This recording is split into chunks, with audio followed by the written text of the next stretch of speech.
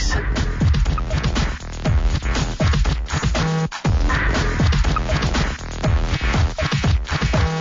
8h04 à Choix Radio X. Aujourd'hui, ce sera généralement nuageux avec 60% de probabilité d'averse de neige à certains endroits. Aujourd'hui, comme vous pouvez voir à l'extérieur, il neige. En après-midi, on parle de rafales à 50 km/h et un maximum de -2. Avec ce genre de température, avec cette nouvelle neige là qui tombe en flocons, j'ai le plaisir de recevoir Jean-Samuel Guy du site prnds.net, notre chroniqueur automobile à nous.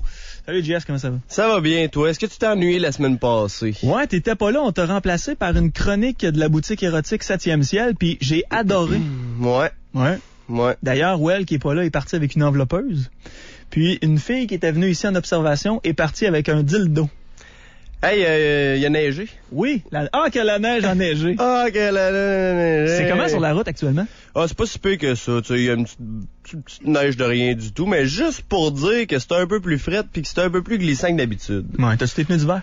Ouais, j'ai toujours des pneus d'hiver. Puis ça, c'est des éléments très importants. Puis on a souvent des chroniques de pneus avec Steve de chez Pneus 20 à Saint-Nicolas parce que c'est tellement important d'avoir des bons pneus. Savez-vous pourquoi? Parce que c'est le seul point de contact avec le sol pour le véhicule. Il n'y a rien d'autre qui touche à terre que ça. Fait que aussi bien que si c'est un peu glissant, si c'est un peu froid, si c'est un peu frisquet, et si c'est le seul élément qui dépend si vous êtes en train de glisser dans un poteau ou en train de conduire tranquillement vers la garderie, eh bien, à ce moment-là, c'est intéressant d'avoir une bonne qualité de pneus. Puis la voiture que je possède, que je nommerai pas,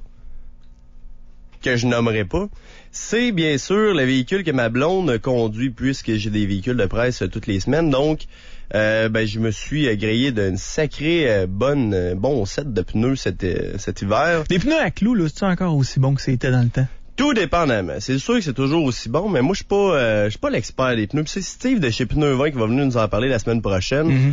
Mais c'est sûr que c'est utile, tu sais, sur de la glace, mais pour le reste des autres scénarios, ça va dépendre de l'utilisation que tu en fais. Parce que tu vois, j'en avais parlé un peu avec Steve, puis il m'avait dit traction arrière, c'est très bon. Absolument. Mais des fois, faut changer les pneus très souvent. Ouais, puis c'est vrai, puis en même temps, comme qu'il disait, tu sais, t'as des pneus à clous, c'est pas, tu ramasses pas avec un tank, tu sais, c'est pas ce qui va te sauver de tous les pétrins, puis tu sais, même s'il fait, tu sais, 6 pieds de neige, puis tu te dis bon, mais nous, on s'en va à Verdun. Ben, ça veut pas dire que tu vas te rendre sans qu'il y ait des pépins. Fait que, tu sais, prenez pas ça pour acquis. Allez voir votre conseiller en pneus, puis il va pouvoir vous donner le meilleur pneu possible pour votre sécurité, mais aussi pour votre confort, car quoi de plus confortable que de se promener sur de l'asphalte avec des pneus à clous? Hey, tu m'as rendu jaloux hier. Pour 2 raisons. La première, ta blonde, qui est magnifique. Ben ouais. Et la deuxième, t'as conduit une Bentley Mulsanne. Oui, par où commencer, sapristi? Par où commencer? Ta blonde ou la Bentley? Ah non, c'est vrai, on va commencer par la Bentley, c'est sûr et certain. Parle-moi de l'essai des deux. Bordel de merde, c'est pas vrai. La Bentley Mulsanne. Ce qu'on a là, c'est fini, c'est pas possible. La Bentley Mulsanne, par où commencer? D'abord, Bentley. C'est rare qu'on entend parler de cette marque de voiture-là, puis c'est rare qu'on en voit. Ben absolument, puis je sais que les gens, tu sais, qui nous écoutent en ce moment diront pas « Ah oui, justement, il parle de Bentley, c'est le véhicule que je voulais m'acheter la semaine prochaine, tu sais. Je vais changer mon ancienne Bentley pour une nouvelle. » Je sais que ça fait pas partie de vos choix, tu sais, c'est vraiment une voiture qui, premièrement, coûte extrêmement cher. Puis là, aujourd'hui, je vais juste vous parler à quel point c'est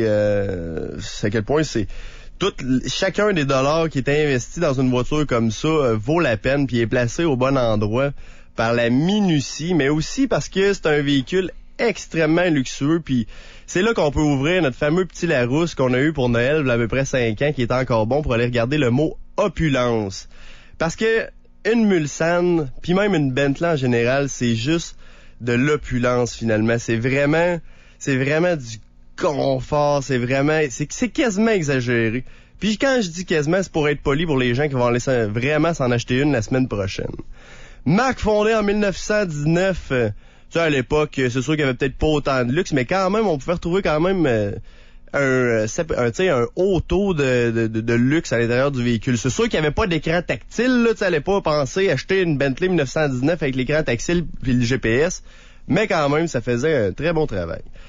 Pour les gens qui ne le savaient pas, Bentley appartient à Volkswagen. Ouais. On sait que Volkswagen a plusieurs tentacules un peu partout dans le monde, notamment auprès de Bugatti, auprès de Audi, Porsche, mais aussi Bentley. Puis Bentley, son plus grand concurrent, demeure toujours la fameuse marque Rolls-Royce, qui est tellement populaire auprès des étudiants ces temps-ci qui veulent s'acheter un véhicule tout en allant à l'école en même temps. Pour mon essai de la Bentley, dans le fond, je me suis déplacé à Montréal chez Descaries Motors pour aller la chercher. Puis c'est le fameux moment, l'intensité du moment quand ils remettent les clés, puis on se rend compte que c'est à peu près aussi lourd qu'un lingot d'or, cette clé-là. Ah ouais. Puis quand on la met dans notre poche, je me dis, Caroline, mes pantalons valent pas assez cher pour le pour la clé de la clé, finalement, ça a pas de sens. Comment ça vaut, ça, une Bentley Mulsanne? C'est là que ça commence à être intéressant. Ça débute dans les alentours de 350 000 $. Puis le nombre d'options, le nombre de variantes que tu peux avoir auprès du véhicule, tu peux augmenter le prix de façon assez impressionnante. Tu peux avoir 24 sortes de cuirs différents à l'intérieur. Puis le cuir a été pris sur des vaches, dans le fond, sur du bétail en Scandinavie. Parce que bien sûr, on sait tous qu'en Scandinavie, le bétail est moins exposé aux piqûres de maringouins, et donc le cuir est de meilleure qualité, tu comprends? Ouais, je te suis. Mais tout est fait avec minutie. Tu peux avoir à l'intérieur 9 essences de bois. Puis pour les ébénistes qui nous écoutent en ce moment, le bois qui est choisi pour mettre à l'intérieur de la Bentley Mulsanne, c'est du ronce de noyer. Ça, c'est... Noyer, ouais. Ça, c'est en fin de vie. T'as une espèce de noyau sur l'arbre que de temps en temps, tu peux retrouver ça. Dans le fond, sous le noyer. Puis ça, c'est comme le diamant du bois. Ah ouais. C'est extrêmement rare. Puis c'est traité par des jeunes chez Bentley, dans le fond, en Angleterre, à Crewe. Qui c'est pas, tu sais, Tigus dans son sous-sol qui patente ça avec un pic, puis tu sais, des espèces d'outils par rapport. Non. C'est traité avec minutie. C'est traité avec minutie, puis les gens qui sont là, ça fait des fois 3 générations, sont la 3e génération de personnes qui travaillent là, puis pour des dizaines d'années, dans le fond, il y a des employés, ça fait 36 ans qu'ils sont là, leur père était là, leur grand-père était là, toute la famille y est passée. Il y a une fierté de travailler pour cette entreprise-là. Absolument. Puis lorsqu'ils construisent quelque chose à l'intérieur de la Bentley, tu vois jamais un gars penché avec sa craque de fesses qui dépasse.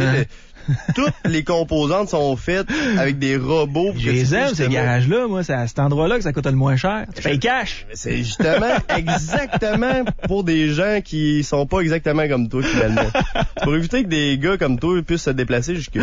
Ouais. 9 essences de bois, 21 couleurs de moquette et en plus un système de son audio de 2200 watts avec 20 sorties. Ça, t'as l'impression, dans le fond, que tu te fais caresser les oreilles par la chanteuse.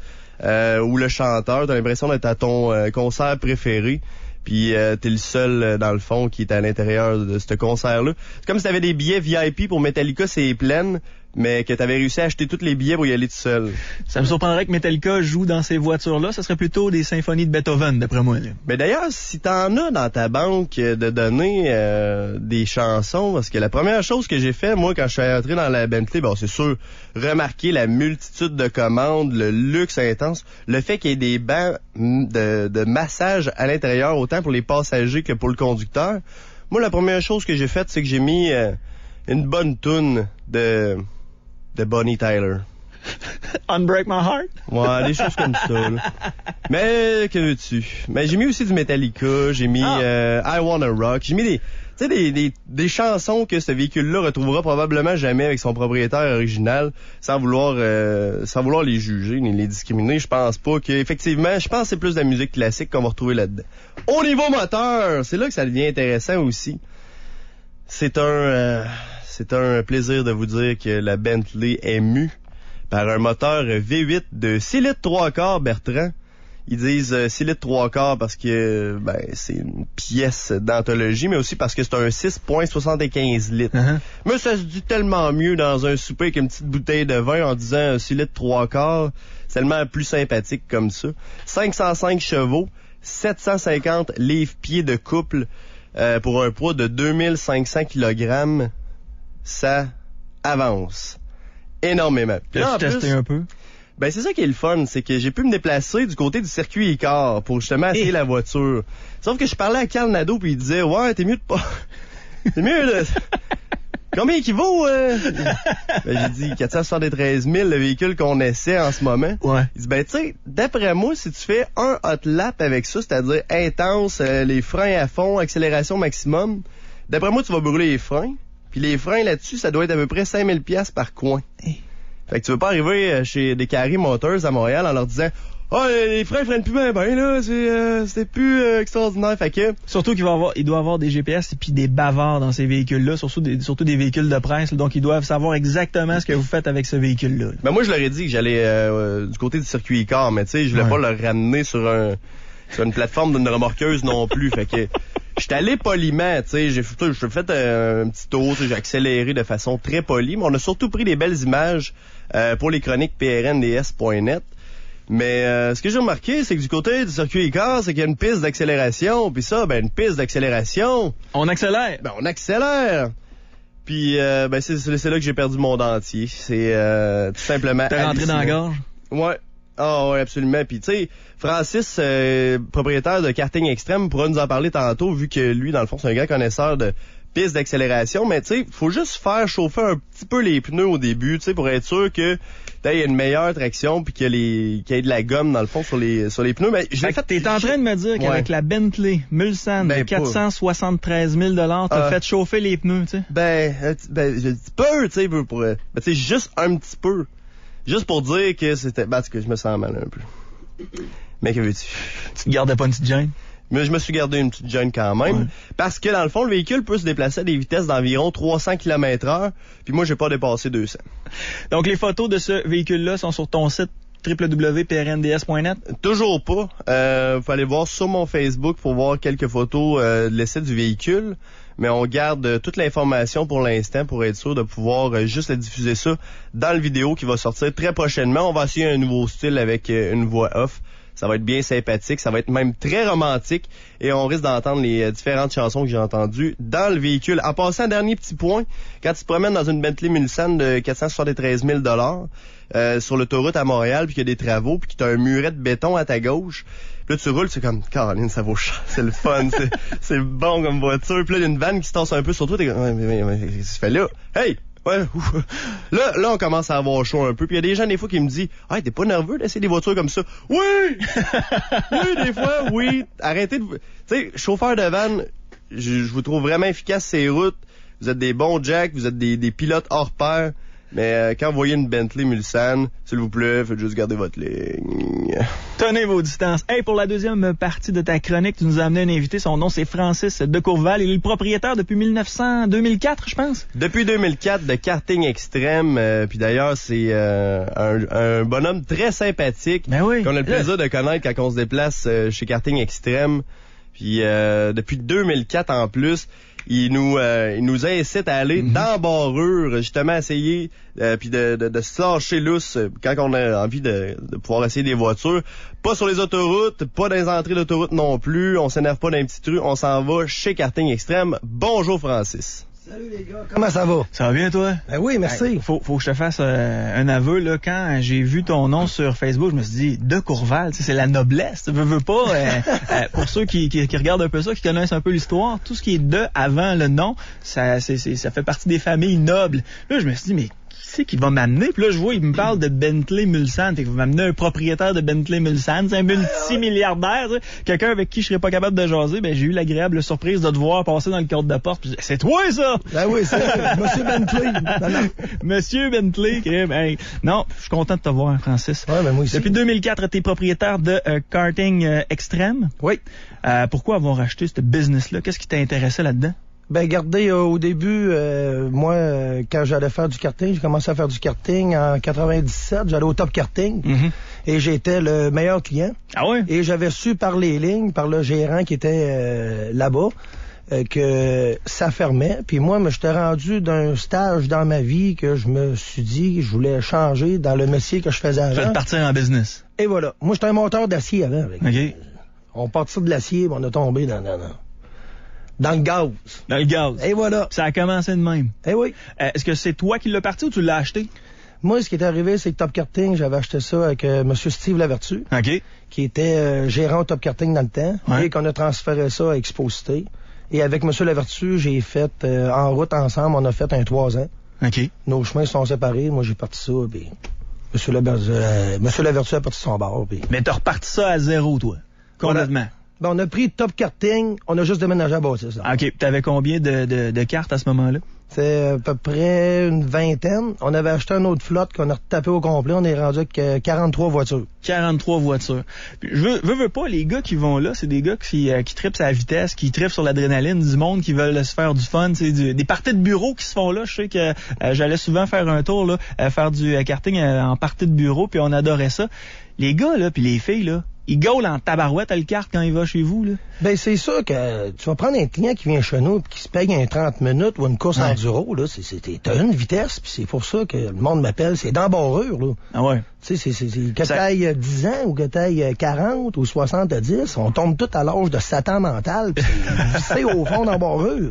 Des fois, ça prend des remises à l'ordre de tes employés pour être sûr que les gens s'énervent pas trop, justement, parce que on devient en transe quand on est en train de faire du karting, on devient passionné, on devient inécoutable. Il y a certaines règles de sécurité aussi. Moi, je me souviens qu'il y a des gens qui étaient pris d'un pneu et la fille, je l'ai dit, la fille, elle savait pas comment s'en sortir. Elle a sorti du véhicule, mais t'as des chars qui passent à côté de toi là, super rapidement. Là. Donc de là, les gars qui arrivent, puis OK, sors pas de ton char, reste dans ton char, attends, je vais arriver, je vais aller t'aider. Non, c'était très très bien supervisé. Mais il reste que c'est une gang, c'est toujours des tripeux qui se rendent chez vous pour faire de la vitesse, puis s'amuser, puis avoir du fun. Fait que ça doit être dur ces machines. Ça, c'est sûr. C'est comme si vous irez louer un char chez Tilden, puis le monde prendra le char, puis il mettra ça au fond. Tout le temps. C'est comme un gars qui essaye une Bentley Mulsanne, qui se ramasse sur une piste de course par hasard. Ouais, puis il fait un petit peu de boucan, puis tu sais, il monte ça à 200. C'est normal. Non! Il réchauffe les pneus, tu sais. C'est ça. Modestement, bien sûr, très modestement. Ce qui caractérise karting extrême aussi, c'est le fait que ce soit un karting intérieur, le seul dans la région de Québec. Fait que ça, c'est assez pratique. J'imagine qu'avec une petite bordée de neige comme ça, ça te fait pas peur? Pas en tout. Beau temps, mauvais temps, 3 pieds de neige, 3 pieds d'eau, qu'importe qui arrive. En tout temps. On est juste fermé 25 décembre, 1er janvier.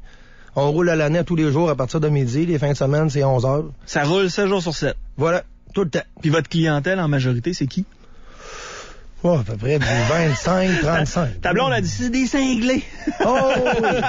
On est tous, regarde, on tombe tous de même quand on tombe dans le véhicule, c'est sûr et certain. Bon, autant c'est des cinglés, autant je suis allé avec faire du kart cette semaine avec le directeur des ventes chez Centre Porsche Québec, puis il tripait bien raide, d'ailleurs, il nous a battus. Ah ouais? Ben oui. Il y avait une meilleure connaissance. Puis pour ce qui est du circuit, vous décidez ça comment? C'est vous qui le dessinez? Ce qui est drôle, c'est que les employés, ils rient bien. Ça, tous les frères, ça va de quoi? C'est la nouvelle piste, Francis. En la faisant, je change d'idée des fois, on fait ça de même, on fait ça de même, puis tout simplement. Même des fois, dans la semaine, un petit virage trop serré, les clients vont avoir un peu de misère, on change juste sur le coin. Puis...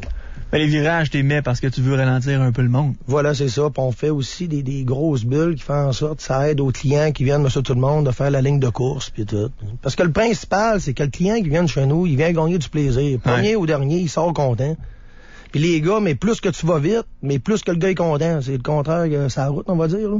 Plus que, tu sais, tu donnes ta feuille de temps, puis plus que t'as été vite, mais le gars, il a fait un bon temps, il triple. C'est ça qui est le fun. Tu peux te comparer aux autres, surtout aux gars de la job. Tu sais, partez de job, tous les gars, là, puis il y en a toujours qui sont comme plus, tu sais, qui le chasse un peu plus avancé que les autres. Je vois toi, tu vas planter, puis après ça, à la fin, t'as vraiment les records de piste. Et voilà. Ceux qui ont été le plus rapides, puis t'as vraiment les gagnants. Là, la feuille, là, moi, je l'ai gardée, je pense que ça fait 10 ans j'étais là, je l'ai gardée encore. Là.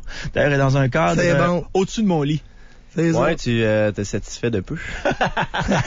la piste, elle change au combien de temps, Francis? Ben, plus ou moins. Regarde, là, on a fait un circuit pour le temps des fêtes, un circuit à passage double, qui est à peu près un tiers de piste que tu tombes en parallèle. Fait qu'on appelle ça la piste des gauchos. Les pistes des parties des fêtes. Je fais en sorte que, t'as deux, parce que c'est quand même dur à dépasser à l'intérieur. On a un paquet de colonnes d'acier.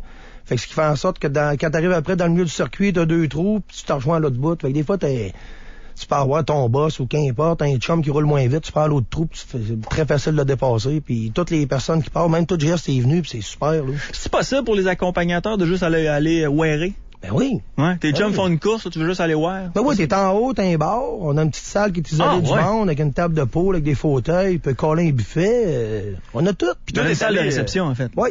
T'es allé le 10 ans, mais la piste a eu le temps de changer maintes et maintes fois depuis ce temps-là. Puis pour les gens qui sont allés le 3 mois, la piste est plus pareille qu'à ce moment-là. Fait qu'il y a tout le temps de la nouveauté, puis il y a tout le temps moyen de pouvoir aller challenger de nouveau la piste et son entourage. Puis d'ailleurs, la feuille de temps, comme tu l'as gardée... Elle est plus bonne. Et voilà. Tu viens d'en faire un autre. Ouais. Ben oui. C'est parce que là, sur cette feuille de temps-là, j'étais arrivé le premier. Faut que je la garde parce que les autres, j'arrivais pas premier, je les ai tous jetés. T'étais... Bonne. Il y avait combien de monde avec toi quand t'as fini premier? On était deux. Ah, c'est bon. Hey, Francis, t'es aussi pilote de course d'accélération. Oui, monsieur. Qu'est-ce qui t'attire dans ce monde-là? Qu'est-ce qui m'attire dans ce monde-là? J'adore la vitesse. Ouais. J'adore les Mustangs. T'es tanné de pogner l'étiquette. Ouais, c'est ça. C'est comme la même affaire. Là-dessus, plus tu vas vite, ton ticket, quand tu le reçois, t'es bien content. Non, c'est sûr que à côté professionnel, ça fait 5 ans. J'ai une équipe de course de Drummondville qui est Poudrier Racing qui s'occupe de moi, qui vient avec moi à Toronto. Je peux être allé à Adco, New Jersey, Endleshtown. Je course aussi à Napierville beaucoup. C'est quelle catégorie? C'est quoi ton véhicule? Moi, c'est les Hautes-là. C'est un Mustang Hautes-là. Je vais t'expliquer vite Hautes-là. Cette classe-là, c'est des petits tailleurs avec un gros moteur. Le contraire du monde, habituellement, qui ont un bon moteur, mais avec des gros tailleurs. C'est la classe de fou qui appelle. Ce qui fait en sorte, c'est des... moi, c'est comme véhicule, comme moteur que j'ai, c'est un petit bloc Ford, un 417, mais ils appellent ça Nitrous, qui a 803 forces au moteur avec 600... 803 forces? Ouais, mais j'applique 650 de jus. Ben ouais, c'est ça, c'est pas assez. Ah non, c'est pas assez. Fait 1450 appliqués.